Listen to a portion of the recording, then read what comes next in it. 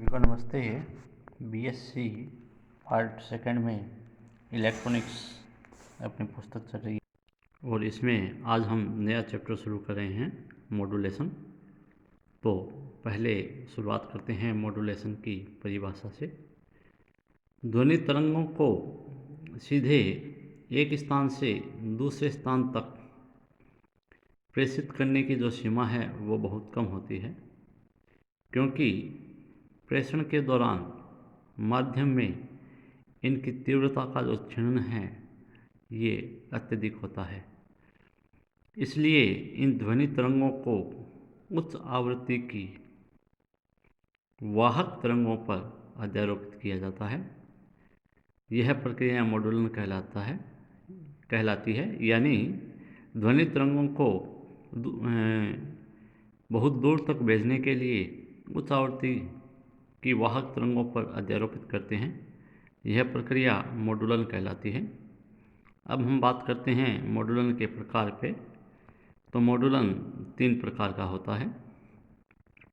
पहला है आपका आयाम मॉड्यूलन, दूसरा आवृत्ति मॉड्यूलन और तीसरा है कला मॉड्यूलन। पहले बात करते हैं आयाम मॉड्यूलन की।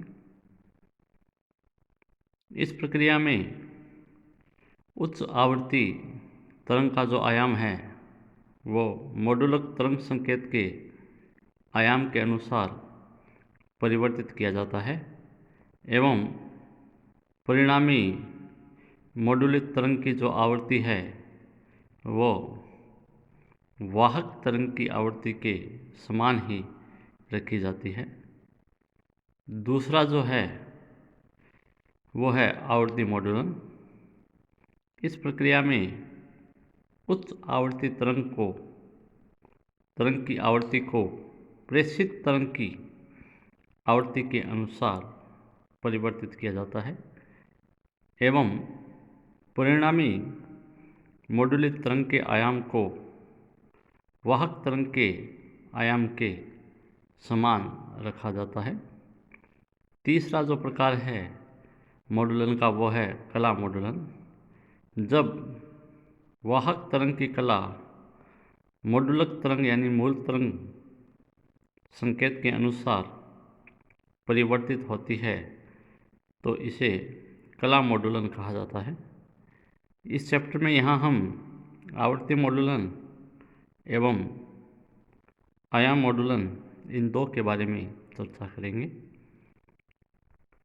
तो शुरुआत करते हैं आयाम मॉड्यूलन से।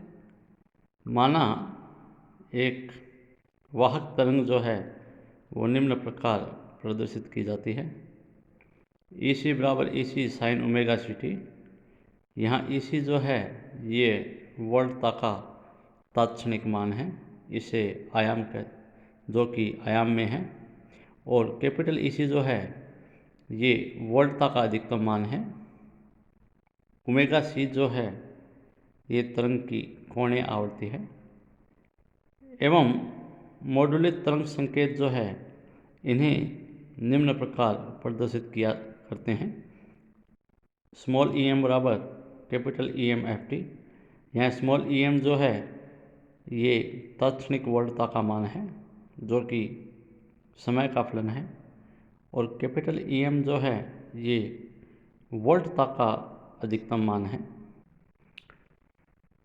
आयाम मॉड्यूलन में वाहक तरंग के अधिकतम आयाम को मॉड्यूलक तरंग संकेत के आयाम के अनुसार परिवर्तित किया जाता है।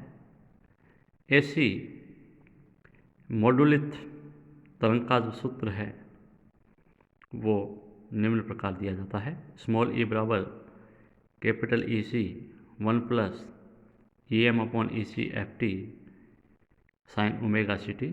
समीकरण 3 है।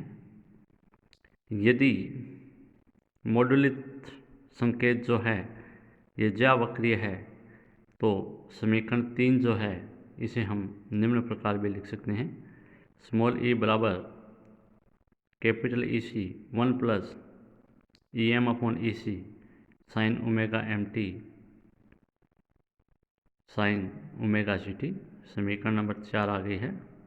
समीकरण 4 में जो EM/EC है इसे हमने MA लिखा है। तो इस प्रकार हमारे पास समीकरण 5 जो है ये मिल जाती है। स्मॉल e बराबर capital EC 1 plus MA sine omega MT sine omega CT, समीकरण 5 है। समीकरण 5 में MA जो है इसे मॉडुलन सूचकांक कहते हैं, जिसे मॉडुलन की गहराई भी कहते हैं। इसका मान जैसा हमें यहाँ दिखाई दे रहा है, MA जो है इसका मान है EM/EC है। तो EM/EC जो है वो मॉडुलन सूचकांक या मॉडुलन की गहराई कहलाता है। इसका अधिकतम मान जो है ये 1 होता है। यहाँ हमारे पास जो 3 समीकरणें हैं, समीकरण 3, समीकरण 4 और 5, इन तीनों समीकरणों द्वारा प्रदर्शित तरंग को आयाम मॉडुलित तरंग कहते हैं। मॉडुलन सूचकांक का जो मान है ये 1 से कम रखा जाता है, क्योंकि इसी से तरंग की सामर्थ्य एवं गुण जाने जाते हैं।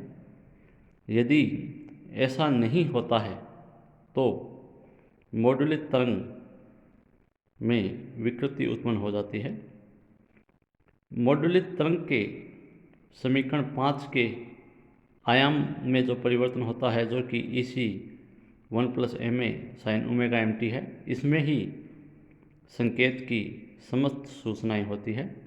इस प्रकार समीकरण 5 को हम निम्न प्रकार भी लिख सकते हैं। E बराबर EC sine omega CT plus MA EC बटा 2 कोस omega C plus omega M को स्मॉल t से गुणा है समय माइनस MA EC बटा 2 कोस omega C minus omega MT, ये समीकरण 6 दे दी है हमने। तो इस प्रकार आपकी आयाम मॉडुलित तरंग होती है। इसके बाद बात करते हैं आयाम मॉडुलित तरंग का आवृत्ति स्पेक्ट्रम, नया अगला टॉपिक है। हम जानते हैं कि आयाम मॉडुलित तरंग की जो समीकरण है ये निम्न प्रकार लिखी जाती है। अभी पिछले जो टॉपिक से सेम समीकरण है वही समीकरण है। यदि मॉडुलित तरंग E बराबर कैपिटल EM कोस ओमेगा MT तथा वाहक तरंग स्मॉल e बराबर EC कोस ओमेगा CT से व्यक्त की जाए तो मॉडुलित तरंग जो होगी वो E बराबर कैपिटल EC 1 प्लस MA कोस ओमेगा MT कोस ओमेगा CT होगी। इस स्थिति में ये जो अपने ऊपर वाले समीकरण 1 है, इस समीकरण 1 को हम निम्न प्रकार लिख सकते हैं। E बराबर EC कोस omega CT plus MA EC बटा 2 EC sine omega C plus omega MT plus MA EC बटा 2 sine omega C minus omega MT। इस प्रकार जो समीकरण 2 प्राप्त हुई है, इस समीकरण 2 से हम निम्न निष्कर्ष निकालते हैं कि एक आयाम मॉडुलित तरंग जो है यह तरंग निम्न तरंगों के जोड़ के बराबर है। यानी ये जो तरंग है, इस तरंग में 3 पद हैं और तीनों पद जो है वो 3 तरंगों को दर्शाते हैं। पहला पद जो है ये कोज्या वक्रीय तरंग है, ये वाला भाग कोज्या वक्रीय तरंग है। इसका आयाम जो है वो EC है और आवृत्ति जो है वो FC है। द्वितीय पद जो है ये ज्यावक्रीय तरंग है, इसका आयाम जो है वो MA EC बटा 2 है, ये रहा MA EC बटा 2, और आवृत्ति जो है वो FC प्लस FM है।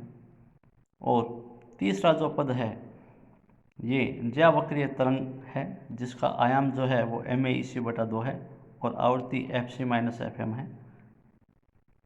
इस प्रकार मॉडुलित तरंग में 2 नई आवृत्तियों के बैंड उत्पन्न हो जाते हैं, जिन्हें पार्श्वपट आवृत्तियाँ कहते हैं। ये आवृत्तियाँ जो है FC प्लस FM व FC माइनस FM होती हैं। इनमें से प्रथम आवर्ती, इस प्रथम आवर्ती को FC प्लस FM को उच्च पार्श्वपट कहते हैं, जबकि दूसरी आवृत्ति जो FC माइनस FM है इसे निम्न पार्श्वपट कहते हैं। इस प्रकार इस पार्श्वपट की जो कुल चौड़ाई है वो इसमें से इसको घटानी पड़ेगी, FC plus FM minus FC minus FM। तो अंतर करेंगे तो दो आपका FC से FC कैंसिल हो गया, 2FM बच गया है। तो इस पार्श्वपट की जो कुल चौड़ाई है वो 2FM होती है, जो कि मॉडुलक संकेत की आवृत्ति की दोगुनी है। इस प्रकार आयाम मॉडुलित तरंग का जो आवृत्ति स्पेक्ट्रम है ये निम्न प्रकार बनता है।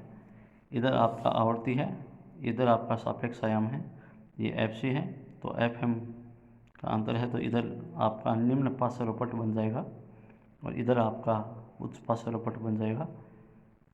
निम्न पार्श्वपट की जो आवृत्ति है वो FC माइनस FM है और उच्च पार्श्वपट की जो आवृत्ति है वो FC प्लस FM है। तो ये आपका आयाम मॉडुलित तरंग का आवृत्ति स्पेक्ट्रम है, परीक्षा के दृष्टिकोण से महत्वपूर्ण है। इसके बाद बात करते हैं आयाम मॉडुलित तरंग की शक्ति की।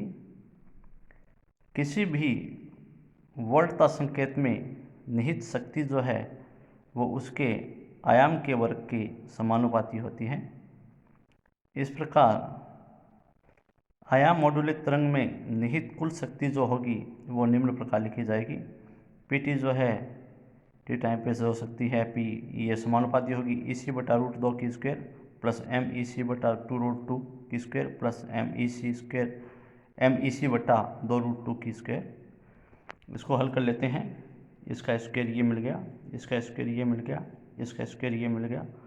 सामान्य रूप से हम जानते हैं, यहाँ समानुपाती का चिन्ह हटा दिया तो K नियतांक ले लिया है और ये पद जो है वो सेम आ गए हैं। यहाँ नेक्स्ट स्टेप में EC की स्क्वायर बटे 2 को कॉमन ले लिया है तो यहाँ 1 बच गया है। यहाँ पे आपका M स्क्वायर बटे 4 बच जाएगा, यहाँ भी आप M स्क्वायर बटे 4 बच जाएगा। यहाँ आपका M स्क्वायर बटे 4 और M स्क्वायर बटे 4 जुड़ के M स्क्वायर बटे 2 बन जाते हैं। तो इस प्रकार हमें मान प्राप्त हो जाता है कि EC स्क्वायर बटे 2 1 प्लस M स्क्वायर बटे 2 समीकरण 1 है। इसी प्रकार वाहक तरंग में जो निहित शक्ति होती है वो निम्न प्रकार लिखी जाती है, PC बराबर K EC स्क्वायर बटे 2, ये समीकरण 2 है। इस समीकरण 2 का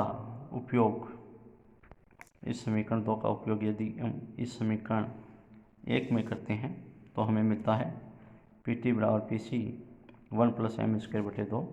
ये मान जो है ये PC का मान आ गया। यदि इसमें भी M का मान 1 ले लेते हैं तो हमें मिल जाता है PT बराबर 3 बटा 2 PC, समीकरण 4। इससे स्पष्ट है कि इस स्थिति में कुल शक्ति जो है वो वाहक तरंग की शक्ति की 1.5 गुना होती है।